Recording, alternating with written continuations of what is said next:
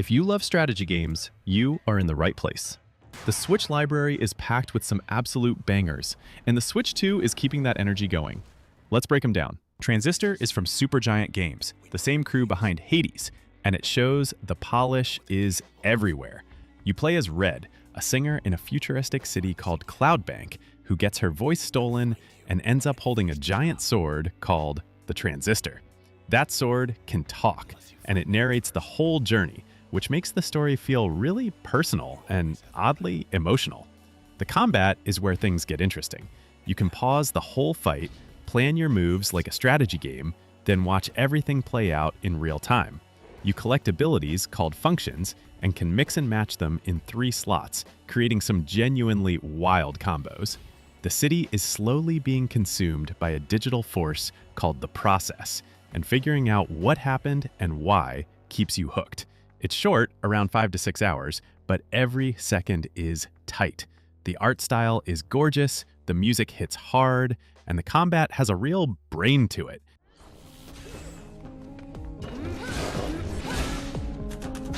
Gross. Okay, it's... Into the Breach. The setup is simple. Giant bugs called the Vec are attacking cities, and you command a squad of mechs to stop them. Each battle takes place on an 8x8 grid, and every enemy shows you exactly where it's going to attack before it moves. Your job is not just to kill stuff, it's to redirect attacks, push enemies around, and protect civilian buildings. Every turn is a puzzle with multiple right answers and a lot of wrong ones. You pilot 3 mechs, each with different abilities, and you unlock new squads over time with completely different playstyles. When you lose a run, you send one pilot back through time, carrying their experience into a new timeline. It keeps runs from feeling wasted. The game is tight, smart, and deeply replayable. Runs are short enough to play on the go, which makes it perfect for the Switch.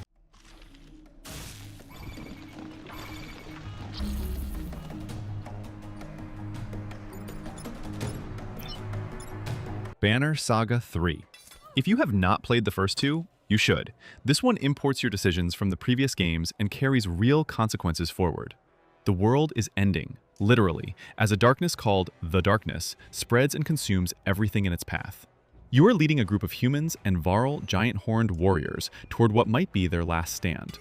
The writing is heavy, the choices are brutal, and people die in ways that actually matter to the story.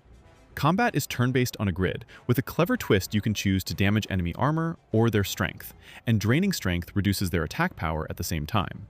Managing your caravan, keeping morale up, and making resource decisions between battles adds a survival layer on top of the tactics. The hand-painted art style looks like a moving oil painting, and nothing else on the Switch looks quite like it.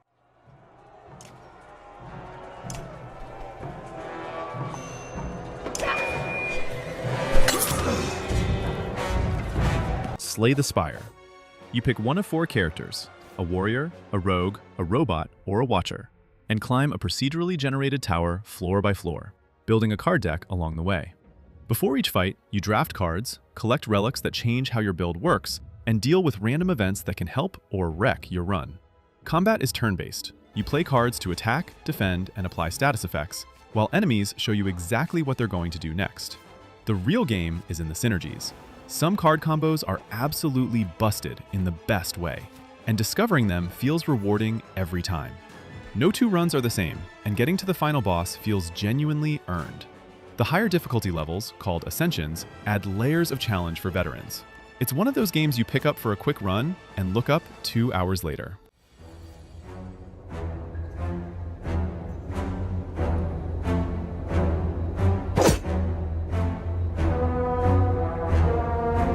Dawnfolk is a compact little strategy game that does not get nearly enough attention. You play as a leader rebuilding a civilization on a small hex-based map while defending against waves of enemies at night. During the day, you build structures, gather resources, and position your forces. When night hits, enemies swarm and you have to hold your ground. The building system is surprisingly deep. Structures interact with each other in ways that encourage you to plan your layout carefully, and getting a good synergy going feels genuinely satisfying. Each run uses procedurally generated maps, so the challenge stays fresh. It borrows from city builder and tower defense ideas, but wraps them in a strategy layer that feels distinct. The visual style is minimal and clean, which works in its favor on a small screen. It is the kind of game you can play in short bursts or get completely absorbed in for a couple of hours.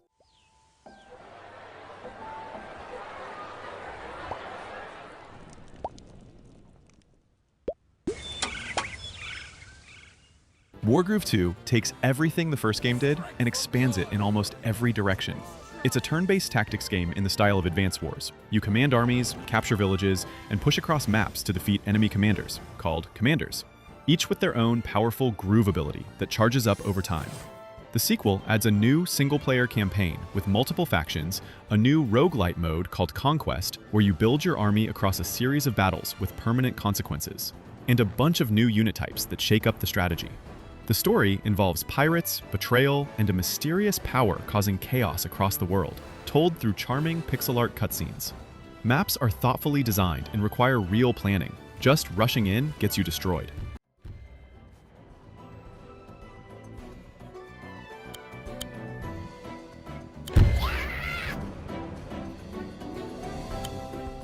Ash of Gods: The Way is a tactical RPG with a dark fantasy tone and a story that does not pull its punches. You follow multiple characters across a world being torn apart by a mysterious ritual and the conflict it ignites. The game blends turn-based combat on a grid with a narrative card game layer where you make decisions, manage resources, and deal with consequences that ripple through the story. Combat uses a mix of positioning, ability cards, and a health versus willpower system where pushing yourself too hard can get characters killed even when they're still standing. Characters can permanently die based on your choices, which makes decisions feel weighty. The world is grim, morally gray, and the writing respects the player enough to leave some questions open. The hand-drawn art has a gritty, painted quality that suits the tone perfectly.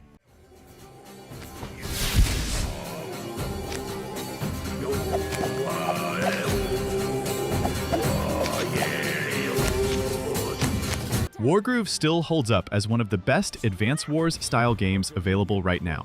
Developed by Chucklefish, it puts you in command of armies across a continent at war, with a cast of commanders each bringing a unique groove ability to the battlefield.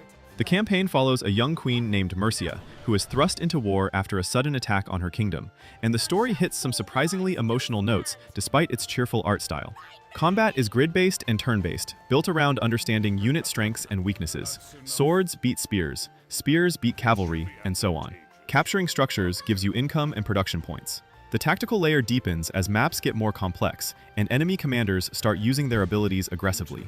Beyond the campaign, there's a full map editor, puzzle mode, and both local and online multiplayer.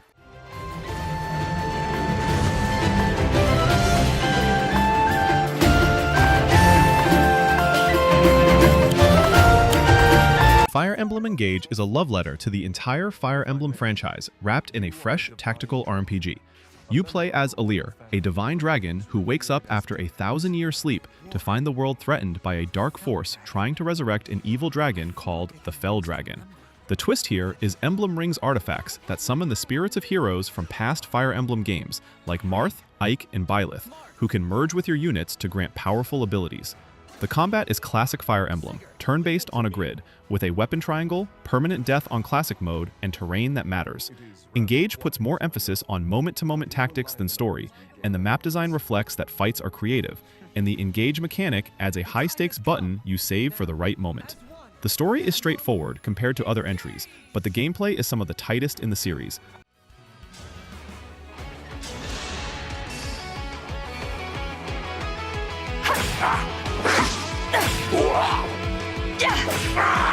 Northgard brings real-time strategy to the Switch in a way that actually works. Based on Norse mythology, you lead a Viking clan that has discovered a new land and must survive, expand, and conquer it. You assign villagers to gather food, wood, and lore, build structures, train warriors, and manage a winter that genuinely threatens your people every year. Each clan, wolf, bear, raven, snake, and more, plays completely differently, with unique units, bonuses, and win conditions. You can win through military conquest, trade dominance, lore mastery, or pure survival depending on your clan and strategy. The maps are divided into zones you must scout and claim, and enemy factions including undead and giants add constant pressure. The campaign follows a revenge story with real weight to it, while skirmish and multiplayer modes keep things fresh. The Switch controls were adapted well for a genre that usually needs a mouse.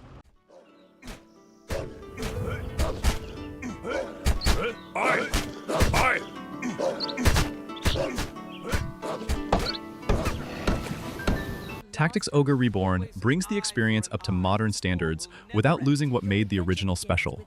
Set in a fictional archipelago torn apart by civil war, ethnic conflict, and political betrayal, the story follows Dinam, a young soldier whose choices determine the fate of nations.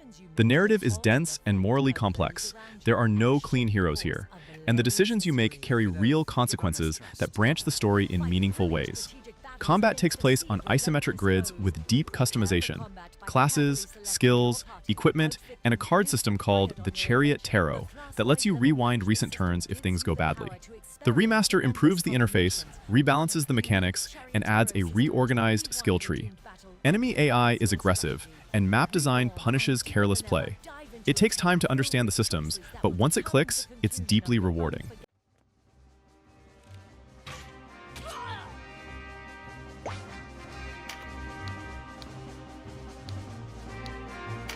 Triangle Strategy wears its inspirations on its sleeve. It pulls from Final Fantasy Tactics and Tactics Ogre in obvious ways, and it absolutely earns the comparison. Set in a world shaped by three powerful nations fighting over salt and iron, the story follows Serenoa, a young nobleman whose decisions affect the balance of power across the continent. The narrative is political, heavy, and genuinely, mature choices are not easy, and consequences are real. Between battles, you explore towns, gather information, and convince your council members to vote on major decisions. The combat is turn-based, on a grid, with elevation, terrain effects, and unit positioning all mattering significantly. Characters are fixed class, with deep ability trees, and building a team with good synergy pays off. The story has multiple endings, tied to your accumulated choices, rather than a single late-game decision. With the powers in me. What?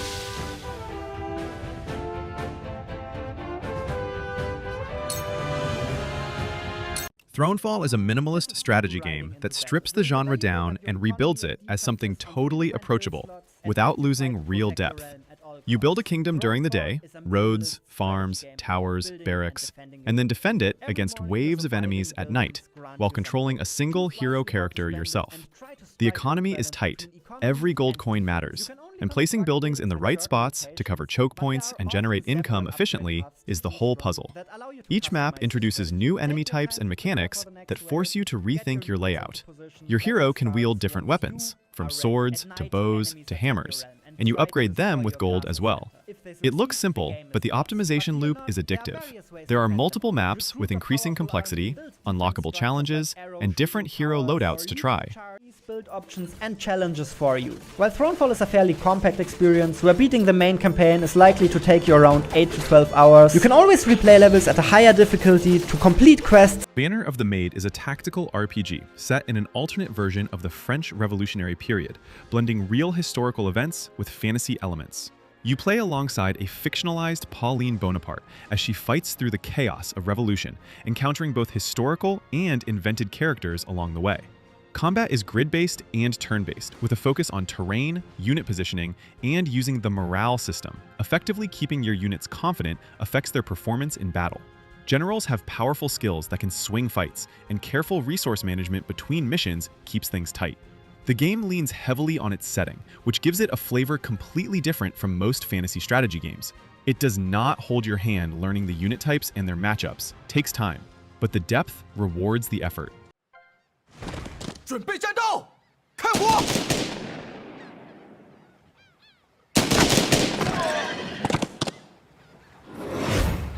Fire Emblem Three Houses is one of the best games on the entire Switch library, not just in strategy.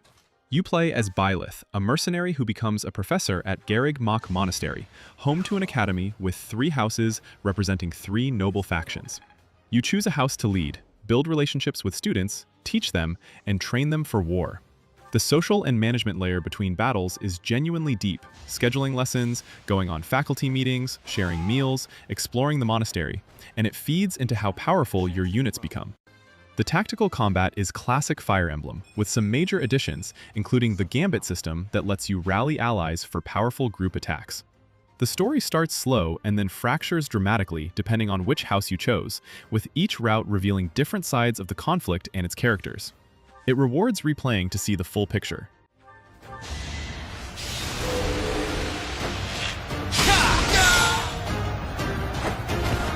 It was a good try.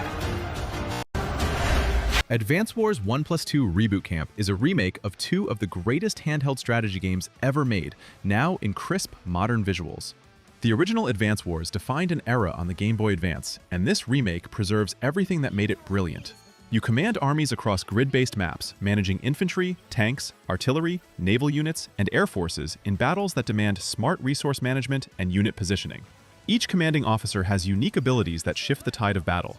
Some boost defense, others power up specific unit types. The campaign follows a conflict between nations and introduces a memorable cast of COs across both games. The sequel, Black Hole Rising, adds new mechanics and a darker story.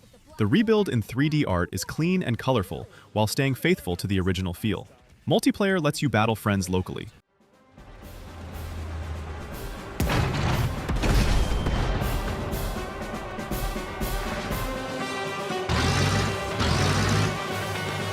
Unicorn Overlord is a tactical RPG that plays unlike almost anything else on this list. Instead of moving individual units on a grid, you assemble squads of up to 5 characters and command them across a large, real-time map, positioning them to intercept enemy formations. When squads collide, combat plays out automatically based on the formations and tactics you set up beforehand. The pre-battle configuration is the whole game. You build squads with complementary classes, set the order in which abilities trigger, and adjust tactics based on the enemies you expect to face. The story follows Alan, a prince in exile reclaiming his kingdom, and the campaign is massive, spanning multiple nations with dozens of recruitable characters. Each character has a class, skills, and equipment to manage. The world feels alive. You liberate towns, win over locals, and build an army that reflects your choices. It's up to you. I shall protect you. SteamWorld Heist is a turn-based strategy game with a twist that sounds weird until you try it. Aiming is manual. You control a crew of steam-powered robots raiding spaceships, moving them along 2D side-scrolling maps, and manually aiming shots in real time. Bullets ricochet off walls, which means lining up a bank shot to hit 2 enemies at once is a real mechanic you will use constantly. Each crew member has a class. There are soldiers, snipers, engineers, and more, and they level up and learn new abilities over time. The loot system rewards good play, and finding the right gear for each character builds into satisfying loadout customization. The story is light and humorous, steam robots in space with pirate swagger, but the writing has genuine wit. Missions range from straightforward raids to puzzle-like scenarios, where hitting specific targets in the right order matters.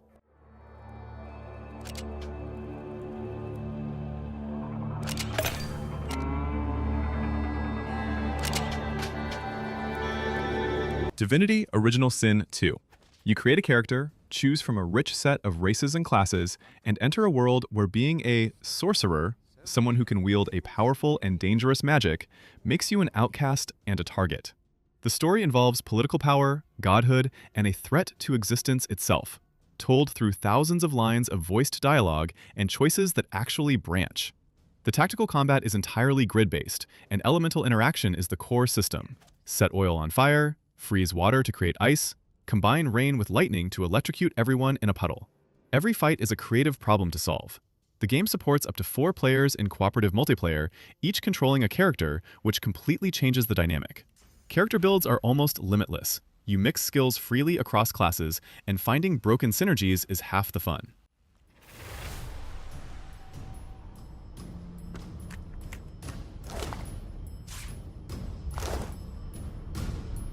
Final Fantasy Tactics, the Ivalice Chronicles, and it is not a difficult call.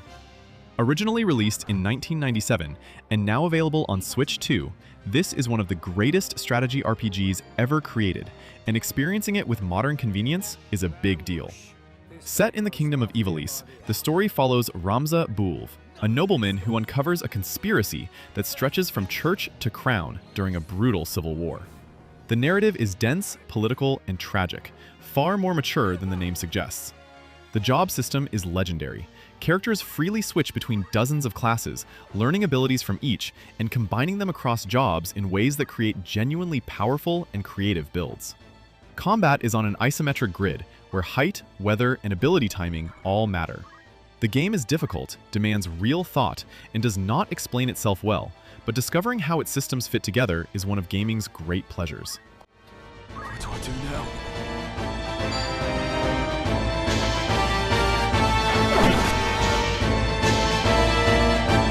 There's something here for everyone, whether you're new to strategy or deep in the genre. Drop your favorites in the comments, and if this helped you find your next game, subscribe. See you in the next one.